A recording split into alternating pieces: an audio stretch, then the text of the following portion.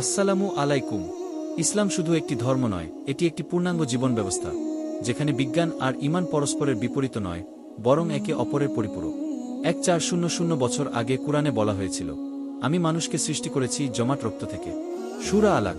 অথচ আধুনিক ভ্রূণবিজ্ঞান ঠিক এই কথাটি আজ প্রমাণ করেছে। কুরআনে রয়েছে মহাবিশ্বের প্রসারণ, এক্সপেনশন, পরমাণুর গঠন, পাহাড়ের ভিত্তির মতো বৈজ্ঞানিক সত্য, যা মানুষের জ্ঞান আবিষ্কার করেছে অনেক পর। এটা কি কেবলই কাকতালীয়, নাকি প্রমাণ যে আল কুরআন কোনো মানুষের সৃষ্টি নয়?